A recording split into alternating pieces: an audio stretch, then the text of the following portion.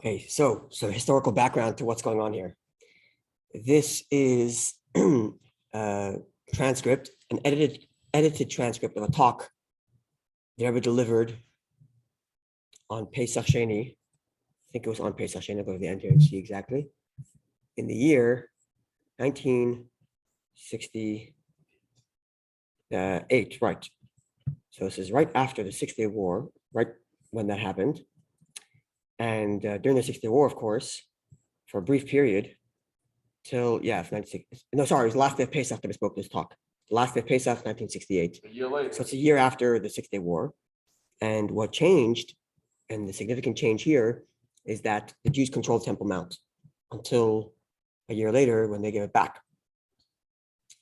We'll get to that soon. So during that time, I thought they gave it back right away. right away, but Right away. but there's one Pesach, that Pesach when they still controlled it. So it had to be 68. It was 68. That was still that year. Yeah, the talks to give it back started before they even conquered it. That's another story. Literally, or even while they were conquering it. Anyway, there's a great book actually. It's in Hebrew only, and it should be translated to English, called Berega HaEmet, written by 3 journalists: a Lubavitch journalist, a Chabad journalist, a secular journalist, and a right-wing journalist. And they came together to write a book on the history of the Rebbe's involvement in Israeli politics and security. And they have a whole section on the 6-Day War business. Quite fascinating. And the conquering land, conquering Jerusalem. Yeah. Moshe Dayan went in against orders. The army told him not to go in because they didn't want to have it, because they didn't want to give it back. They'd rather not conquer to begin with. But he's like, I'm going anyway. And he went anyway. And they was upset about that too, because instead of just bombing Jerusalem, they went from house to house, which cost a lot of lives. But they did that because they wanted to preserve the buildings. And Rebbe was not happy with that. To preserve buildings, you're allowing Jews to die for what purpose? Anyway, another story. And that book is very fascinating. And I hope one day it's translated into English, because it's really an amazing book. Anyway, so during the time when the Jewish people control the Temple Mount, Rebbe makes the argument that that because the Jews control the Temple Mount, at least according to some opinions we're going to see, we should be obligated to make the Korban Pesach. And to avoid that issue, he instructed people to leave Jerusalem on the day of Erev Pesach, to leave Yerushalayim, and then stay at a distance of 15 mil, which puts you in, quote, derech rechaika, at a distance. And if you're at a certain distance from Jerusalem, you're no longer obligated in the Korban Pesach. And that way you avoid the issue that, according to some opinions, you might have to be doing it, considering that we have control over the Temple Mount. And then, this was all private communication to different people. Achar and Pesach, last day of Pesach, this is what we're reading now. The Rebbe spoke about it publicly, and then said, when it comes to Pesach Sheini, everybody's got to leave again town. Because the law is, if you were impure or you're at distance on the first Pesach, then do it the second Pesach. And therefore, you have to leave Yerushalayim again that year. But as we'll see soon, the years following, they never stopped doing that, because they gave away the Temple Mount, and then that was that. So for 2 years, or maybe it was 1 year only, there was instructing people to leave Yerushalayim. So there was argument to make this case, and what's interesting is the way that it comes from it is asking a question like this. So let's see, it's on page 218 there, and it's after Gimel, at Gimel. Amr Razal, our sages said, "B'Nisan nigalu," our people were redeemed in Nisan, the first time from Egypt. B'Nisan asidin ligal, and in Nisan, the month of Nisan, we will be redeemed in the future time, Moshiach's time. So considering that there's a connection between Moshiach and Pesach, so now we have a Shaila Halacha L'maisa, a question that has practical ramification, which is, if the Beis Hamikdash is built between first Pesach and second Pesach, will we become obligated in the second? Since it wasn't their first time, so maybe not. So let's see what the two sides of the coin are. Since we missed out in the first Pesach because Moshiach was not here, and now between first and second Pesach, Moshiach comes and the temple is here, do we now have to Pesach Sheini, bring the Korban Pesach? So let's see where this comes from. So let's now go to the other text. Let's look at the we have to hold our minds together. We're going to read it in English, but we're going to see a dispute in some areas between the Jerusalem Talmud and the Babylonian Talmud, and in some ways not really, and we're going to see how the Rebbe deals with this. So let's see. The first question when Moshiach comes. Sorry? Besides they're doing it, but when Moshiach comes, if he does come in between those times, that will be the first question we'll ask. We'll ask him, yeah. Okay. So both the Talmud Bavli and Yerushalmi, both the Jerusalem and the Babylonian Talmud, are discussing the verse which describes the one who is exempt from Pesach Rishon because he was impure or because he was at a distance, and discusses the details of exactly who and how and when one is not obligated in the first Pesach, and therefore obligated in the second, or those who are not obligated at all in the first or second, or situations where we do it in the first even though we're impure. That's what the Gemara is discussing, both Gemaras. Let's see. That's if everyone's impure. Yeah, so we'll see that. We'll see that as well. So this is the Jerusalem Talmud. It begins the italics there.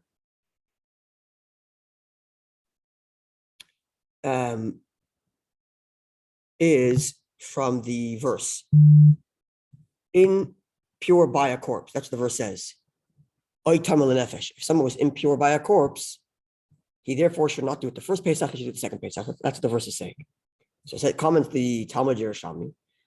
So I have not only impure by corpse, which certainly is postponed to do the Pesach Sheini, impure by genital discharge, impure by skin disease. From where? How will I know that that this person also should be postponed to the second Pesach? Because the verse only says if he's impure by contact with a corpse, tamei meis. What if he's impure by other reasons? So says the Talmud, says the Gemara, the verse says impure. The word by the dead should be taken out. Impure. It added that to tell us that even if it's not just corpse, even if it's other impurities. Why does the verse say?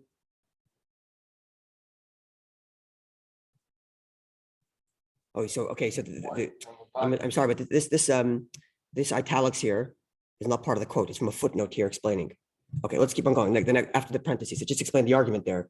That right, why does the verse say impure by corpse? The argument is not really from the quote, but from the first part of the verse. Every single man who is impure, comma, by a corpse.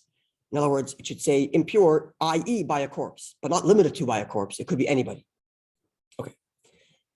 So the Talmud Yerushalmi goes on to say, so now I know that anyone who's impure is pushed off to Pesach Sheini, no matter what kind of impurity it is, whether it's a corpse, whether it's genital emission, or whether it's skin discoloration, whatever the impurity is. So it goes on to say, a man impure by a corpse is pushed to the second Pesach, but a public impure by the impurity of a corpse. Went down somewhere. Yeah, after the italics there. Here. After the italics, here. A man impure by a corpse is pushed to second Pesach, but a public, which is impure by the impurity of a corpse, are not pushed to second Pesach, which means if the majority of the community is impure by impurity, then they don't get pushed to second Pesach. They do it in the first Pesach in their impurity. So what we're having here is that only individuals who are impure are pushed to second Pesach. If the whole community did their Pesach and there's 1 or 2 guys or 10 guys or 100 guys who couldn't do it because they were impure, they get pushed to second Pesach. But if the entire public is impure from a corpse, then they all do it in the first Pesach. No reason to push it to the second one because the whole community is impure. Okay, so we suspend the law of impurity and allow everybody to do the Korban Pesach even though they're impure because it's the majority of people. Oh, the majority. It doesn't mean everyone. It's Majority. Majority. Yeah. Now, those impure by genital discharge or impure by skin disease are pushed to the second Pesach. Right? Now, okay, the next line is not so relevant to us, but they made the impurity of idolatry equal to the impure of genital discharge or impure by skin disease. What he means here is, the Mishnah will have to describe later, there's a rabbinic impurity that a person contracts if he engaged with idol worship, and that impurity is also treated in such, he doesn't bring the first Pesach, he gets postponed to the second. Fine. Now here goes the main point. If Israel, the Jewish people, had the possibility to build a temple between the first and second Pesach, so individuals celebrate the second Pesach, but the public does not celebrate the second Pesach. What does this mean? If they built the Beis Mikdash between the first and second, yeah. First and second Beis Mikdash. If they built the Beis Mikdash before, if they built the second, if they built the Beis Mikdash between the first and second Pesach, yeah. So because only individuals celebrate the second Pesach, but the public does not, so then the second Pesach, they would not be celebrating Korban Pesach because it's a public. And the public doesn't celebrate the second Pesach. It's the whole community who didn't do the first one because there was no Beis Mikdash, there was no temple. Following? Yeah? Rabbi Yehuda says the public celebrates second Pesach. Since you find that Chizkiah celebrated the second Pesach. So it's a dispute. Does the second Pesach apply to the public or not? This is what is written for the most people from Ephraim and Manasseh because Chizkiah did it sometime. Okay, so that's the opinion of the Jerusalem Talmud. Now let's see our Gemara, the Talmud Bavli. Rather, this is what the verse is saying. A single individual or a group of individuals are deferred to the second Pesach, but the entire community or the majority thereof is not deferred to the second Pesach. Rather, they observe the first Pesach in a state of ritual impurity. So far, no difference to the Jerusalem Talmud. And when we say that the community observes it in a state of impurity, that is only when they are ritually impure due to contact with a corpse, as indicated by the expression in the verse by reason of a corpse. But when they are impure for other types of impurity, they do not observe it in a state of impurity, even if the majority of the community is impure. So the other thing That's different than the Jerusalem Talmud. only the- Jerusalem Talmud said, so long as the majority is impure, individuals can go do the second. As long as the majority is impure, they can be doing it on the first Pesach. If the minority moved off to, but here they're saying, if the majority is impure by anything other than a corpse, nope, then they don't do it in the first Pesach. Right. By them, Right. it's only one. Right, which that's right. That's right. Okay, further now into the Talmud Bavli, relevant to our discussion. On the first Pesach, they do not perform the ritual of the Paschal Lamb because the Zavim increased the number of the ritually impure, meaning Zavim are people who are impure at genital emission.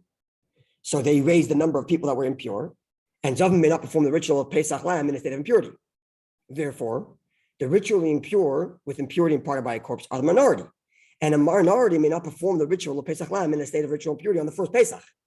So if the majority of people are impure, some of them, most of this majority is by genital emission, minority by corpse. So that minority still remains a minority, even though it happens to be that the majority is not doing the first Pesach. So that minority, will go to the second Pesach. So on the second Pesach, they may not perform the ritual. That minority will not go to the second Pesach, even though they happen to be a minority of impurity. On the second Pesach, they may not perform the ritual of the Pesach offering for a different reason. The Zavim are joined with those who are ritually impure with impurity imparted by a corpse, who did not perform the ritual of Pesach on the first Pesach. Consequently, they're the majority, and the offering of the majority is not deferred to the second Pesach. Right. So in the Yerushalmi, we said Rabbi Yehuda at least said the majority could do the second Pesach, even if they missed out on the first one, because the Moshiach comes in the middle. The majority did not do the first Pesach, but they can still do the second Pesach. That's what Rabbi Yehuda said. But here it says that anytime the majority didn't do the Pesach offering, even if the majority did it for different reasons, majority of that majority who didn't do it the first time is because they were genital emission, there was of him. The minority is because of a corpse. So in the Yerushalmi, that minority would have been pushed to second Pesach, or maybe even all of them. But in our ruling, because the majority did not do it the first Pesach, even that minority that could have done it the second Pesach doesn't do it. Because if it wasn't done the first, it's not done the second. Which would mean, you would think at least, that according to this, if Moshiach came in the middle, you don't do it the second Pesach because they didn't do it the first one. That's what it would seem. So it would seem right now, it's a machlekes between Bavli and Yerushalmi. This is what it would seem. In the Jerusalem Talmud, Rabbi Yehuda says, even if the majority did not do the Korban Pesach first time, they could do it the second time. And if Mashiach came in the middle, let's go ahead. But according to the Bavli, under the circumstances where the majority did not do the Korban Pesach, even if the majority had different reasons for not doing it, a minority of that majority because they were corpse, and the majority because of Zavim, because they were genital mission, that minority doesn't do it in the second Pesach, which they would have done it. And the reason why they don't do it there is because, well, the majority didn't do it the first time around. So it sounds like the only time second Pesach is observed is if the majority did it in the first Pesach, which means if Moshiach comes in the middle and it was not observed in the first Pesach, no second Pesach either. This is what it would seem at the moment, but we're going to see the Rebbe is going to learn differently. It's not semen. It's a different kind of emission. It's a different kind of discharge. Syphilis. It could be syphilis or something of that nature, yeah. But it's not ordinary semen. Okay. So now let's go back to the Rebbe's talk. So let's go back to the other text, or the Hebrew text, the Rebbe's talk. So let's see. So the Rebbe asked, if Moshiach comes between Pesach Rishon and Pesach Sheini, are we going to bring the Korban Pesach in Pesach Sheini? So the Rebbe says the second paragraph after Gimel. Now, it's a Tanaic dispute, the Yerushalmi in the Jerusalem Talmud. One, where there it says, Nitan Yisrael living in space on Bechira. The Jewish people have the opportunity, if they did, between first and second Pesach to build the third temple. So opinion one said, you don't do Pesach Sheini because the majority doesn't do Pesach Sheini. Only minority individuals who couldn't make it the first time, they do it the second time. Majority doesn't. That was opinion A in the Jerusalem Talmud. But the second opinion, which is Rabbi Yehuda, Pesach Sheini, you do the Pesach Sheini. That was because the majority could do Pesach Sheini. Now we just read from the Gemara, the Bavli, the Babylonian Talmud, which is who we usually follow, which seems to imply that if the majority didn't do Pesach Rishon, you don't do Pesach Sheini. Because Pesach Sheini is only when the majority did it and some didn't. We didn't really learn this about what the Yerushalmi is always that you do it. If they were It was two opinions in Yerushalmi.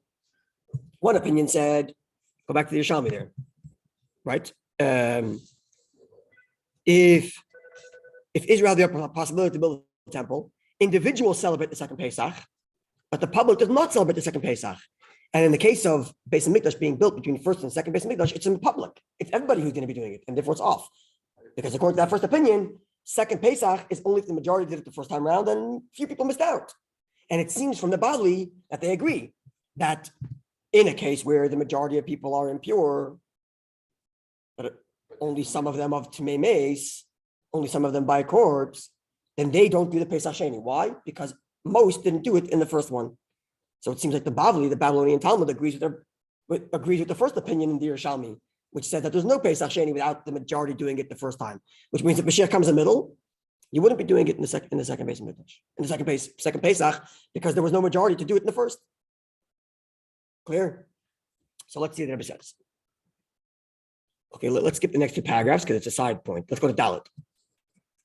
V'hine yadua. It's a well-known principle, says the Rebbe. Whenever we have the ability to equate Bavli v'Yerushalmi, the Babylonian and the Jerusalem Talmud, yesh lanu lashvaisam, top page 219. We should try to equate them. Even under such circumstances where there's a clear dispute in the Jerusalem Talmud, and it seems like the Bavli is taking one side, say, and it seems like there's a dispute, right? The Yerushalmi says that Yudah says you're allowed to do Pesach Sheini in a public could do Pesach Sheini. Bavli says Pesach Sheini is only when the majority did it in Rishon, right? So even though there seems to be an argument, if we can somehow find a way to reconcile the dispute, we should. That's the principle. Because we, in general, we always try to find a way in which seemingly opposing opinions in the Gemara are not arguing. So same thing is true. You have a Bavli and Yerushalmi, a Babylonian and Jerusalem Talmud, which seems to oppose each other. If you can find some way to make it work, do it. Even if the explanation we're giving is somewhat extraneous, somewhat extended and somewhat stretched. But if you can find some way to make it work, do that. So the Gamba did Nidan Didan. Same thing is true in our situation. We might suggest, says the Rebbe, the Gam HaBavli Sirile Kirashami. Like one of them. Yeah, even the Babylonian Talmud agrees with the Jerusalem Talmud following Yudah, which says that the public could do a Pesach Sheini. Yudah says the public could do, right? What did Yudah say? Right? Look at your shot there. Rabbi Yehuda says the public celebrates the Pesach Sheini. Yeah, the public, right? Rabbi Yehuda Omer Tzibur Oisek Pesach Sheini. So let's see how we can do that. It's on this page. No, right there, last line, second to last line of the Yerushalmi. Yeah. So let's see. Now, when it comes to the question of the majority is impure for the first Pesach, but of that majority, most of them are impure because of genital emission, and a minority is of tamei meis. So there we had a clear dispute between the Babylonian and Jerusalem. The Babylonian said because the majority didn't do the Pesach Sheini, then even that minority who's tamei meis doesn't do it Pesach. Sorry, because the majority didn't do a Pesach Rishon, even though there are different reasons, the minority that didn't do it because of corpse doesn't do it the second one because the majority didn't do it the first time, clearly. And the Jerusalem Talmud said, no, you could do it the second time. Because they did it the first time. Even though they didn't do it the first time. Because there's still a minority of impure by a corpse. But nonetheless, skip the parentheses, we follow the Bavli, we follow the Babylonian Talmud. Because the majority of people did not do it the first time round, then those minority who are impure by a corpse should not do the second Pesach because the majority didn't do it the first time round. So if that's the case, it seems to be that we rule directly like the Babylonian, which is that if no one did Pesach Rishon, if the majority didn't do the first Pesach, even though the reason they didn't do it is because they're Zavin, and we're 10 guys who are tamei meis, we're 10 guys who are impure by a corpse. So we are a minority. Nonetheless, we still don't do Pesach Sheini because the majority didn't do Pesach Rishon. Right? So that seems to imply that in Halacha, we take the Bavli over the Yerushalmi.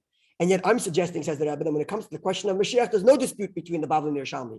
And that even the Bavli will agree, even the Babylonian Talmud will agree, that if Moshiach comes between first and second Pesach, you will do it in the second Pesach.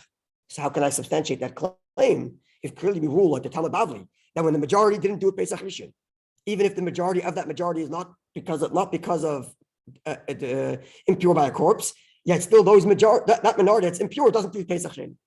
So how do I substantiate that, says the Rebbe? Next paragraph. Sorry?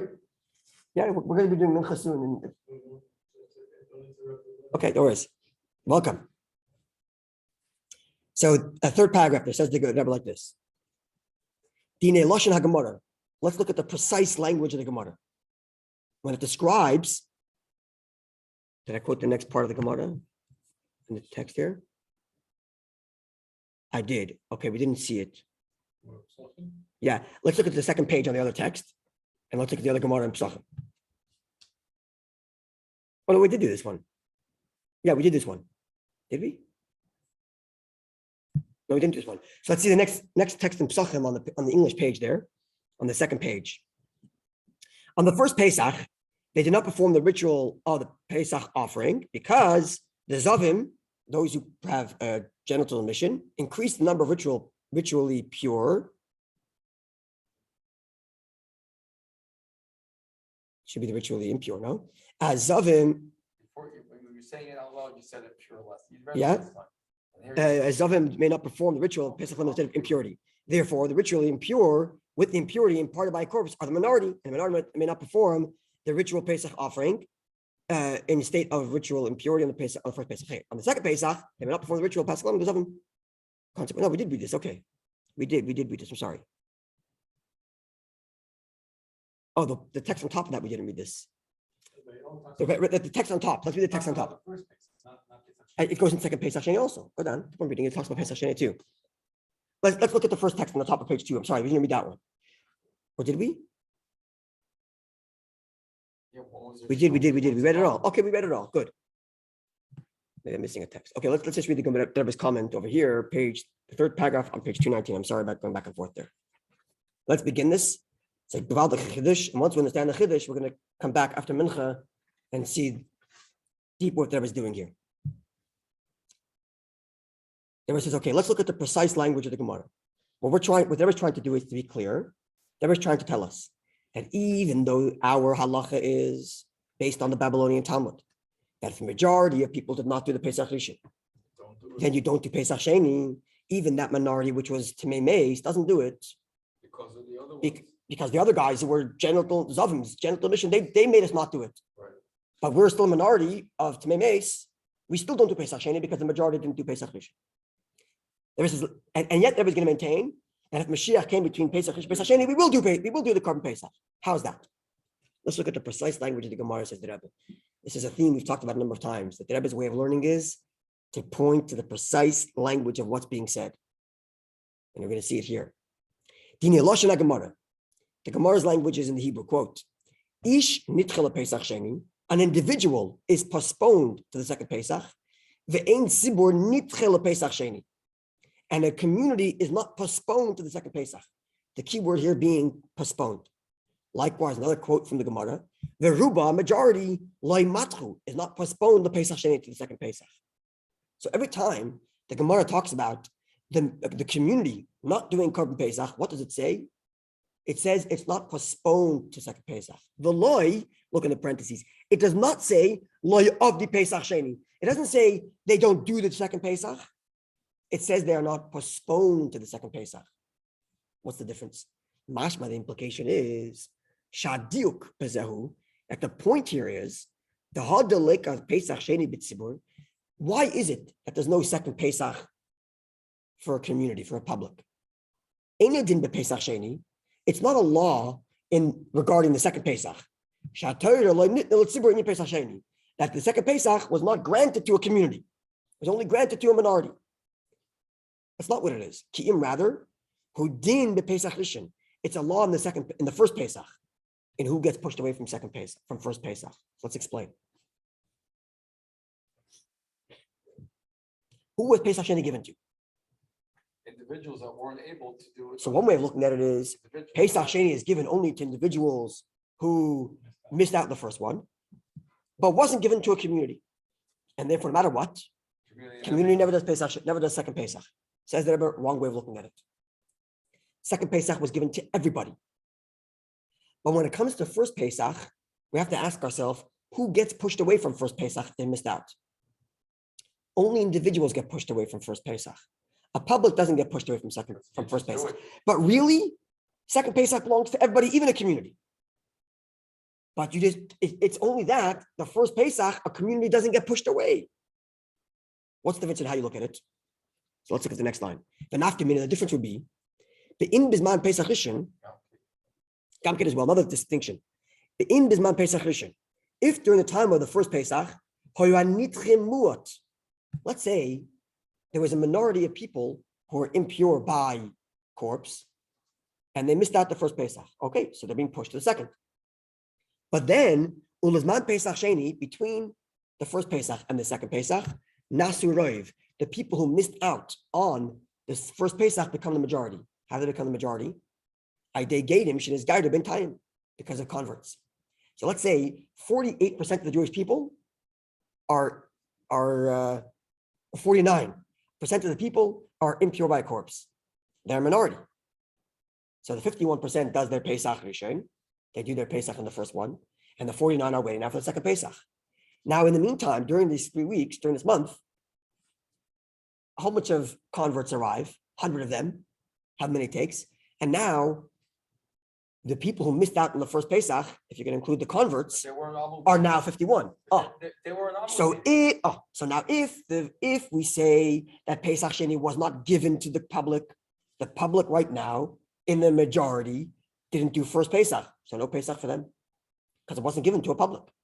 But if the question is of who gets pushed away from Pesach Rishon, then these converts didn't get pushed away from Pesach Rishon. So why should they have Pesach Sheini? They shouldn't have, right? Why not? Who is Pesach Sheini given to? Is it given to all Yidden, or is it only given to those who are pushed away from Pesach Rishon? It's given to all Yidden when they're there when it happens. So they were saying no. It's given to all. No, they were saying it's no. They were saying it's given to all Yidden. Pesach Sheini. It just so happens that in the law of Pesach Rishon, only a minority is pushed away. So Taka minority was pushed away from second Pesach. But now when it comes to Pesach Sheini, they happen to be a majority. Why shouldn't they do it? No, but you judge the pushing away from it. You see it. No, because Pesach Sheini is independent mitzvah. The point. It's not just for those who are pushed away. Yeah, but it's for the community. It's based on the first one. Not necessarily. Pesach Sheini Not is more able to do the first one than you do the Never second say not necessarily.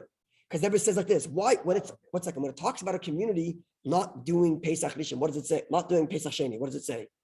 It says a community is not pushed away from Rishon. What if the community wasn't pushed away from Pesach Rishon? They just weren't Jews. So they weren't pushed away from Pesach Rishon. So when is it that a community doesn't do Pesach Sheini? Only because they weren't pushed away from Rishon. But this majority was never pushed away from Rishon. So let them do Pesach Sheini. Following? It's a Gavaldik din. But they were never pushed away from Rishon because they're Gadim. So same thing here. If Moshiach comes, They weren't Jewish. it doesn't matter. Okay, Because so don't look at it's it. independent mitzvah. Say that way. That's Don't right. look at it. Because there's two separate laws. One law is Pesach Sheini, which goes to everybody. Say that- So let's go with this. Pesach Sheini is given to anyone who didn't do Pesach Rishon. Period. That's regular. Whether you're a convert, whether it doesn't matter. Pesach Sheini is given to anyone who didn't do Pesach Rishon. Now there's another question. Who gets pushed away from Pesach Rishon? Separate question. And when it comes to who gets pushed away from Pesach Rishon, it's only an individual, not a majority. Because a majority will just do it then. Right? So what happens if Moshiach comes in between Pesach Rishon and Pesach Sheini? We should do it. Why shouldn't we do it? We should do it. We were never pushed away from Pesach Rishon because there was no Pesach then. Yeah, but we wasn't Sorry? there. It's like Gershon is Between why Pesach Sheini. Gershon is Gayer. So why would We should so do Moshiach is it. never obligated to bring Kabbalah when Moshiach comes. We should do it. We have an obligation to let's get to the point. If Pesach Sheini, if the community is inherently dismissed from Pesach Sheini, then when Moshiach comes in the middle, you're inherently dismissed. There's no Pesach Sheini for you, no reason to bring the Korban Pesach on second Pesach. But if, well, of course, it's Kabbalah when Moshiach come, right? Sure, we should do it. The Sham Nasa commits us to say Necha. We say in Musaf that when Moshiach comes, we're finally going to do it the way you really want to. We'll bring Kabbalas. So let's think about this again. If the idea is that Pesach Sheini doesn't apply to the community, and Moshiach comes in the middle, then there's nobody to do it. But the Rebbe is telling us, no, Pesach Sheini does belong to the community. It's just that a public isn't pushed from first Pesach. We didn't have first Pesach to be pushed from. And now Pesach Sheini is here, let's take it. Gavaldik chap. Unbelievable chiddush. You see that chiddush? Beautiful chap. Oh, that's what we're going to learn now. That's what we're going to get to. So right now we're learning, okay, let's see. So we're going to see, yeah. Yeah, let's see.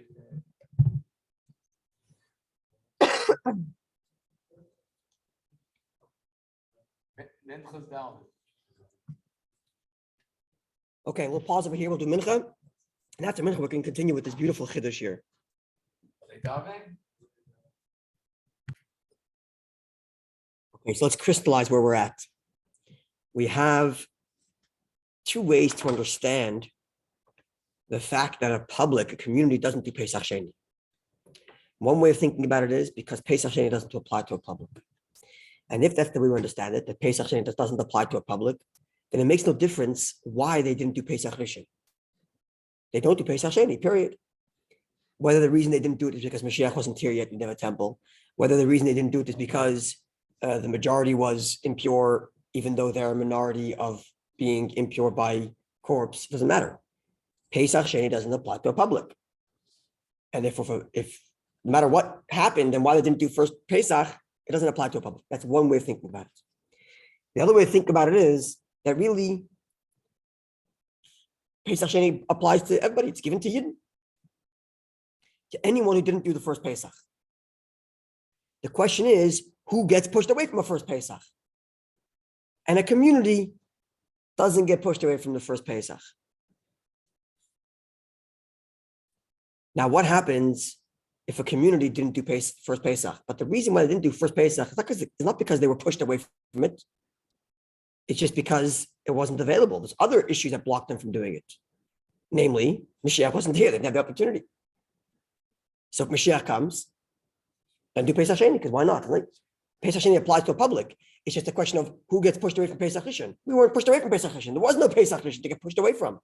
Or another example that we gave is if there's a minority that was pushed away from first Pesach. So as far as the first Pesach is concerned, they satisfied because they were a minority of impure by corpse, and therefore they're pushed away. But it so happens that when Pesach Sheini comes around, they're a majority because they're converts who joined. And now the majority of the community didn't do Pesach Sheini, didn't do Pesach. They will still do Pesach Sheini because they were pushed away legally. And the majority that's here now wasn't the same majority that was pushed away because half these people weren't even here. They just became converts now. And therefore they do Pesach Sheini. Here's the Chiddush. And Rebbe points to the Gemara, which whenever the Gemara describes this idea that a majority doesn't do Pesach Sheini, it doesn't say majority don't, it doesn't say Pesach Sheini doesn't apply to majority. It says majorities aren't pushed to Pesach Sheini, meaning really Pesach Sheini applies to them. It's just that a majority isn't pushed away from the first Pesach. So if there's a majority that wasn't pushed away from the first Pesach because they didn't have an opportunity to do Korban Pesach because we didn't have control of the Beis Hamikdash, Moshiach wasn't here, but now Moshiach is here. That was the Chiddush here. So let's go further. We give another layer of understanding in the bottom of page 219, the last paragraph, in the other text here. There. Last paragraph on page 219. But additionally, the fact that anyone is postponed from first Pesach to second Pesach. How knew this is the Torah pushes this person away from first Pesach, and therefore forbids him from doing the first Pesach, pushing him from the doing of the Pesach in the first one, telling him you can't. And Torah is saying, okay, now you go to the second Pesach, L'Sheni, to the second one. Kol zeh, this is true, be'ish. An individual comes to Torah and says, you as an individual or a minority of people who are impure or at a distance, whatever the reason is, we're taking you and we're pushing you to the second Pesach. And that fact that Torah pushes one from first to second doesn't apply to a majority. Now, this comes out in two ways. If the majority is impure by contact with a corpse, so again, Torah doesn't push you off. The Torah doesn't push this community to the second Pesach. And therefore they go ahead doing the first Pesach in impurity, while they'll remain impure because they're majority. That's one option. When Torah says we're not pushing a community and you're going to stay right here and do Pesach Rishon in your impurity because you're a majority. And Torah says we don't push majorities to the second Pesach. Another element is kashem tveis ovim. What if now the community is not impure by contact with a corpse, but they're impure by contact with genital emission? Here's where we get to the dispute between the Bavli and the Yerushalmi, the Babylonian and Jerusalem Talmud, but we're sticking with the Babylonian Talmud, which says, they don't do Pesach at all. Not first one, certainly, because they're impure. And they don't have the second Pesach either. Why? Because as far as the community goes, there is no such thing as pushing from first Pesach to second Pesach. So either you're doing it in the first Pesach in your impurity, or you're not doing it at all. If you're impure because of contact with the corpse, you do it in your impurity. And if you're impure by virtue of the fact that there was a genital emission, the Zovim, so then you don't do it at all. Even if a minority of that majority is impure by corpse, right? We discussed earlier. But this is all true with regard to the fact that Torah says we don't push a community from the first to the second. What if the community was never pushed away?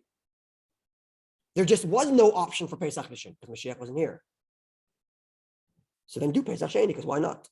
The reason why a community doesn't do Pesach Sheini is not because inherently they're not connected to Pesach Sheini.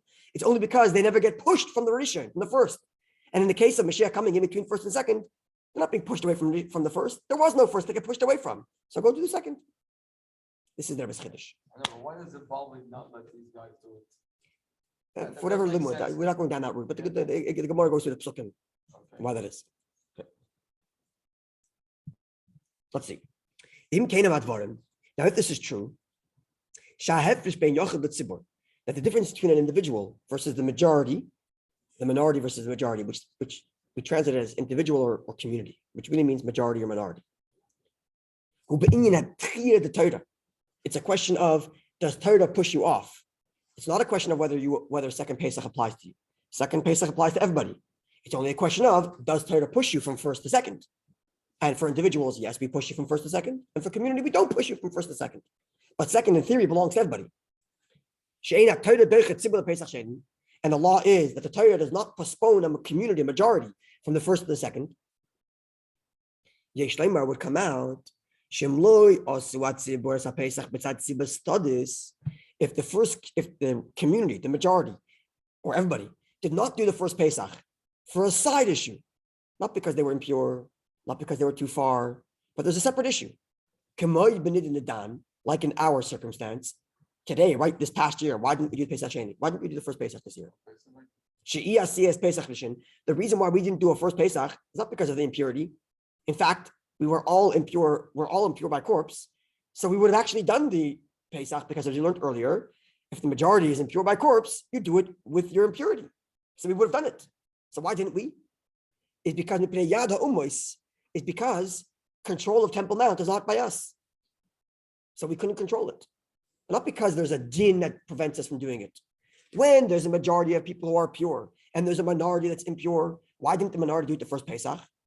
Because there's a law of Pesach that says you cannot do it now because you're impure. But this year, is there a law in Pesach which says you can't do it? No, there's no such law that says we can't do it. Why didn't we? Because we don't control the Temple Mount.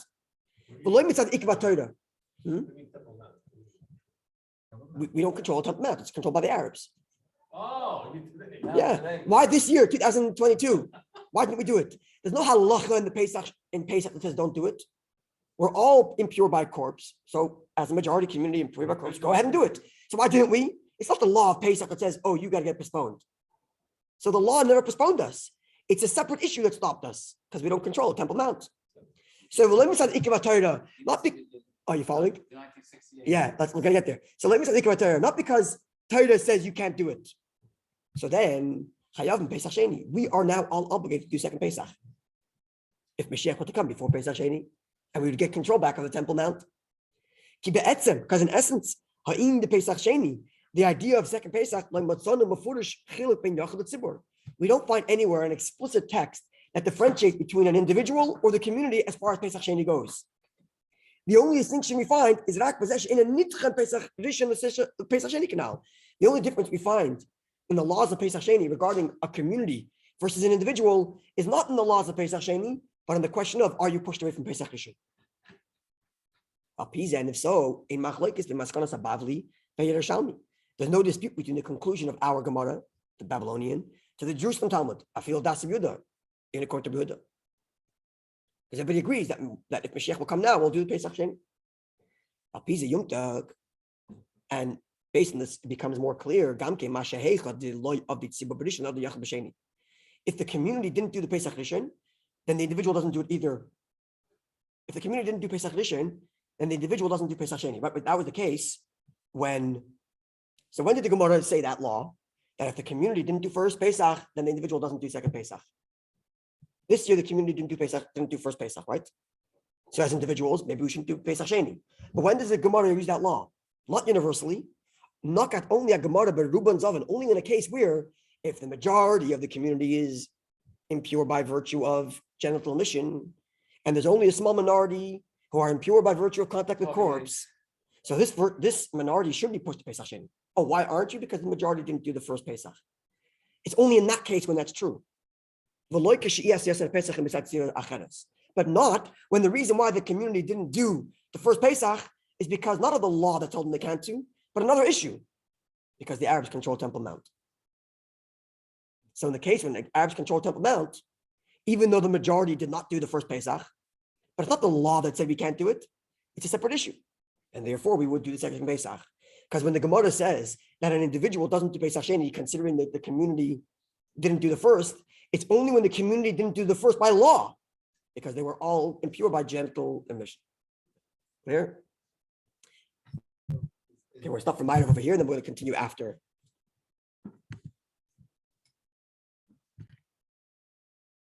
Now we get to Mayor's question. So let's go to the English text. The English text on page 3. Bottom of page 2. I'm sorry, the English text there. So you see that, right? I'm limited in my Sfarim because I'm getting my digital library upgraded. There are some other sources here that would have been nice to have and get a better historical picture. But I had to rely on what's available online because my digital library is being updated. Hopefully, I'm picking it up in New York now. Anyway, so this is a responsa, halachic responsa from the Chassam Sofer, famous Chassam Sofer, Rabbi Moshe Sofer. As you can see there, where he lived, 1762 to 1839 in Hungary. In his second marriage, He married the daughter of the Rekiva Eger. Oh, it's the second one, because I looked at the dates. They're both the same. Yeah, it's a age. second marriage. Yeah, that's right. The same. Yeah. And this is all going to Wikipedia, but it's his father-in-law. So he writes a letter to his father-in-law. He writes like this: Shalom v'chol tov. That's what Shin Vav Chaf stands for. Shalom v'chol tov. Blessings and all that's good. Oyrech yomim, length of days, v'shnais chayim, and good life. Ad zikna v'seva, to the ripe old age. Yonu v'toiva, you should enjoy in good health. Harehu, addressed to Adoni, my master. Moidi v'chami, my father-in-law, my teacher. Goin Yisrael, the genius amongst Israel. Nezer haydam, the glory of Tefartam and the glory of the Jewish people. I'm not sure what it stands for. Eitz HaChaim maybe. I'm not sure quite Kedushas. Tairasai, addressing the holiness of his Torah. Marenu harav akiva neiroyoy abezdin dekiltesha posna yitzav yishmerim something. I don't remember lots of titles and blessings. As you can see, he's writing very respectfully to his father-in-law. He's a rabbi in one town. He's a rabbi in a different town. He's writing a letter. Yikras koche giani. The greetings from your holiness. Receive me. I got. And that which my father-in-law, you, the genius, wrote, Levakesh b'sardi Yisrael, to ask from the sardi, like the ministers in Jerusalem, Litein Rishos, to give permission, lahakriv, to bring the korban. Where are you going here? On the bottom of the page. No, right there. Lahakriv, right there. Who Kapton Gadol. He was very strict with us. Ki hahu Amar, this person, this leader in Jerusalem, said, Labal Yikir Sham, no offering is to be offered on the Temple Mount, unless someone is a Muslim. Kisham Nivna Beis Avodah Shalhem, because they built their own house of worship there. And they claim, She'evan Shasia, that the rock, the famous rock that was in the temple, is in the middle of that dome. That's their claim. He's referring to the dome of the rock. And they say no one can offer anything that's not from their faith. Nonetheless, so you told me about this whole story. So after that question, I'm going to address it. He says, the song is telling his father-in-law. Nonetheless, that which my dear father-in-law, you genius, wrote, Ma Nasa, what are they going to do? Mituma, with impurity. He's asking, they asked in Jerusalem to do the temple, and they're all annoyed. The guy said, no one can offer unless you're an Muslim. So Rabbi Kiva's father-in-law writes, well, what were they thinking? What about impurity? What happened to finding Kohanim that are legit, Kohanim that have a real lineage? What about the breastplate of the high priest?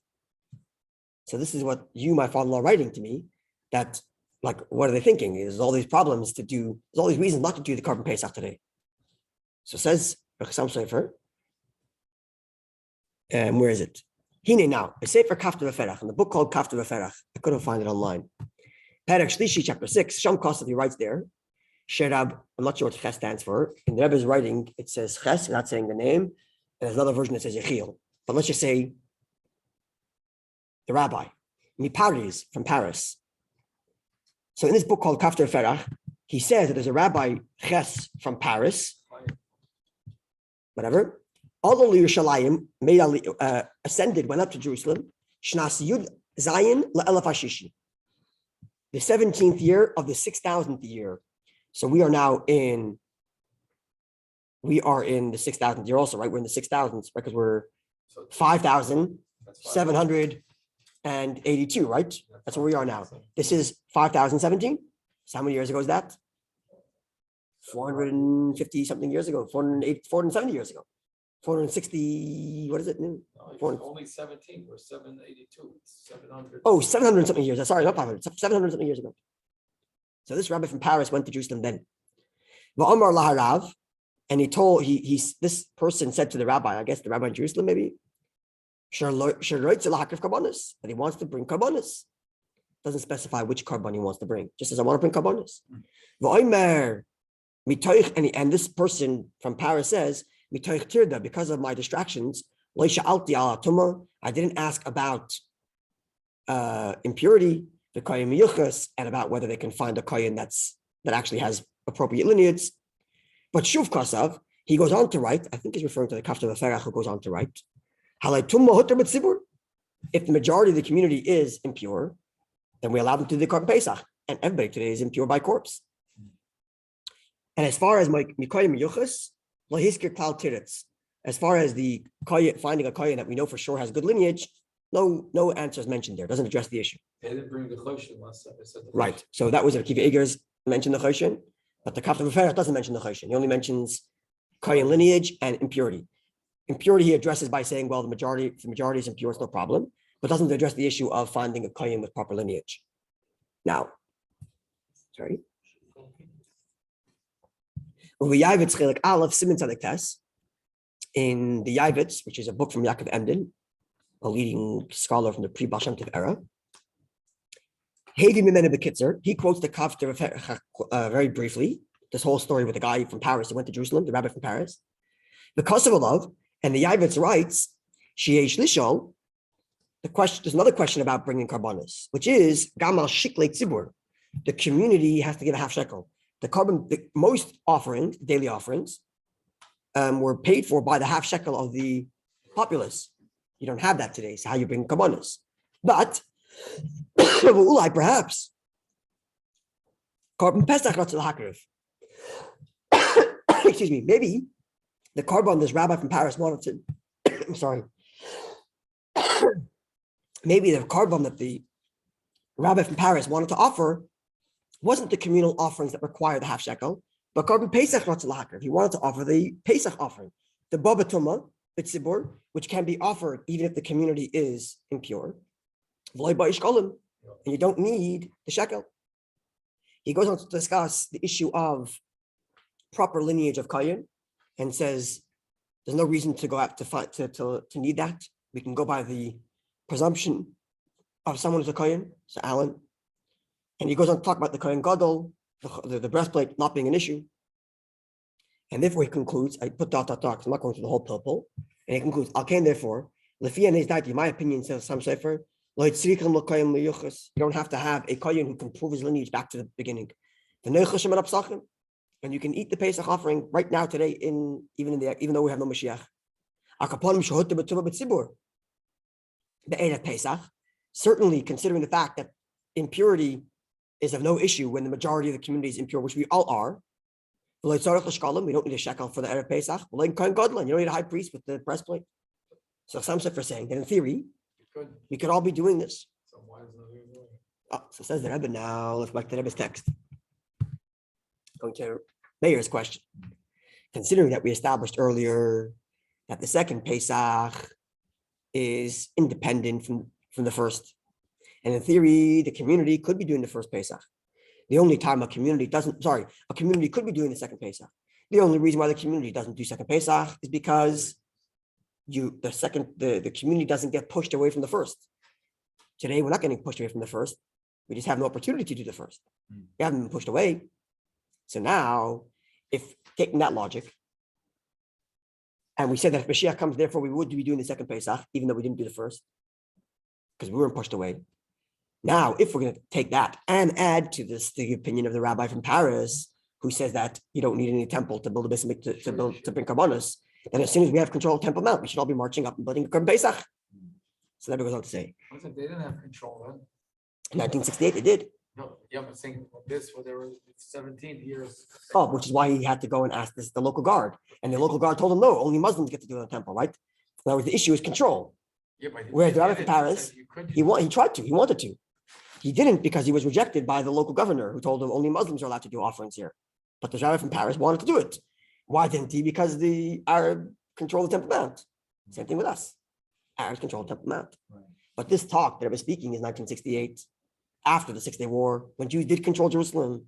So there is no Arab minister telling us we can't march up to the Temple Mount. So according to if the rabbi from Paris was alive today, or alive in 1968, he would have brought a Korban Pesach. Following? In that year of 68, after the 6th Day War, when the Jews controlled. That's right.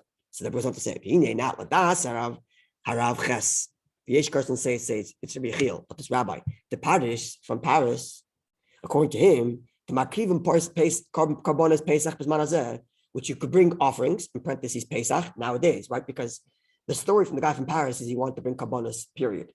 Some Sofer explained that he must have meant the Pesach offering that you don't need a shekel for. That's what Rebbe puts the Pesach in parentheses, I think. So according to him, Hachiv the Pesach Sheini, the obligation for the second Pesach, who gamim yismameach chas v'shalom, is even if, God forbid, Moshiach is delayed. Why not?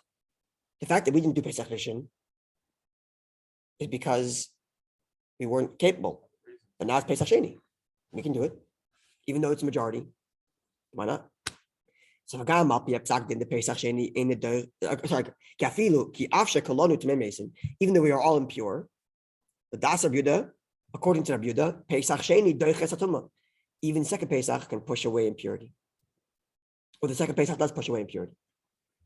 Who asked that earlier? You asked that earlier. So then we didn't do the first one because the majority of the community is impure. It wasn't available to us. But now comes second Pesach. We already discovered that the only time the community doesn't do Pesach Sheini is because of the law pushed away. But here the law didn't push us away; it's circumstances that pushed us away, which means we could do Pesach Sheini. And according to the rabbi from Paris, that you're obligated even nowadays. Well, let's march up to the temple and do Pesach Sheini. Pretty mind blowing. And therefore, continues Rebbe. The Galapi Hapsakt in the Pesach Sheini even according to the opinion, not Rabbi Yehuda, which says Pesach Sheini does not override impurity, which means if we're impure, we don't do Pesach Sheini, out of luck twice, as you were suggesting. But based on the above, we might say, that in this situation, we would do the second Pesach in impurity because over here it's the majority that's impure. When the Gemara says, the opinion that says that second Pesach does not override impurity, and if you're impure twice, you're out of luck, that's only because it's individuals who were pushed off from the first because of impurity, pushed off again from the second because of impurity. But if the whole community is impure, and the reason why we didn't do the first is not because we were pushed away, but because we had no circumstances, because we didn't have the control. Now that we're Pesach Sheini, the majority community of impurity overrides. So there's a really good reason to say that even with our impurity, we should be doing the Pesach Sheini. Certainly according to Rabbi Yehuda, which says that Pesach Sheini does not override impurity, so who cares if you're impure? But even according to the opinion which says Pesach Sheini does not ride over impurity, that's only for individuals. If the community is impure, go ahead and do Pesach Sheini. Furthermore, because Noisif, Shalakama days, in addition to the fact that according to many opinions, the Pesach Sheini the fact that the second Pesach does not override impurity is because Pesach Sheini is being brought by a few individuals. Because the community isn't pushed from the first to the second. And an individual never, and the impurity of an individual will never override his offering. And if the offer, he won't be able to do it, just like he missed out in the first one. But now it's a community that's impure. And we weren't pushed away from the first because it's circumstantial that kept us away. So go ahead and do Pesach Sheini. The reason why Pesach Sheini, what's the Gemara's logic for why it is that the second Pesach doesn't override impurity, and therefore if you're impure, you shouldn't do it. Quotes the Gemara. Question mark? That's what the Gemara says. The Gemara says, why did you miss out the first one? Because you were impure. Now you're going to come to the second one and do it impurity? You missed the first one because of impure. Why would the second one allow you to do it impurity now? If we're allowing the individual impurity to override, then do it the first time around. That's the logic. But now with the community, that doesn't apply. Therefore, we can say that's only if Torah says you can't do the first because you're impure, so therefore you can't do the second one because you're impure. As the language goes, the Torah is going to make you do it again, and the Torah, who told you not to do it in impurity, only allows you to do it the next time if you are pure. Skip the parentheses. But in an instance where the reason why we didn't do the first one is not because of impurity, we would have done it in impurity because we're majority impure. The reason we didn't do the first time around is because of a separate issue. We don't have control of Temple Mount. So then we would do the second Pesach in impurity. Because the only reason not to do Pesach Sheini if you're impure is because Torah says, hey, you skipped the first one because of impurity. We're not going to give you now a second one in impurity. But in this instance, why did we skip the first one? Nothing to do with impurity. Because we're a community that's impure, and a community impure would do Pesach Sheini. So the reason we didn't do the first one is not because of impurity. it's a separate issue because we don't control the Temple Mount. But now that you have control, go do it. The only reason to not do Pesach Sheini if you're impure is if you missed out the first one because of impurity. But in this case, we're not missing out because of impurity. We would have done it even with impurity because it's a community that's impure. Yeah. One second. One second. You want to make a point? Sorry. Yeah. Would you be able to, let's say we did occupy the Temple Mount, but we don't have the basic mikdash, we just have. So according to the Rabbi of Paris, you don't need a temple. You don't even need a Mizbeach. The Korban Pesach is not brought in the Mizbeach. It's eaten at your Seder. The blood is poured in the Mizbeach. But I guess the Rabbi of Paris doesn't believe that not doing that doesn't take away from the validity of the Korban Pesach. So you just bring it. You go to the Temple Mount, shecht, go back home and eat. And then you bring it back. Yeah. After slung it over your shoulder, whatever. However, they used to do it back in the old day also. Yeah. You put it on the spit, you put the fat on the top and you put a barbecue, the whole thing. That what you say? That's what according to Rabbi of Paris, yes. And the Chasam Sofer also. Yeah, but they don't What do you say, Alan? Sorry? control it. That's right. That was a majority of the community. I'm sorry, a minority of the community that was impure. Minority, yes. That's right. That's right. Yeah. So the Rebbe continues. Even though all of my suggestions made above could be seriously questioned, there's a lot of premises that we're making here. Number one, we're making the premise that a community gets Pesach Sheini even though they didn't do Pesach Sheini. Number one, we're making the assumption that if a community is impure, they do Pesach Sheini. But these are assumptions that we're making based on his own Chedushim. And especially, says the Rebbe, considering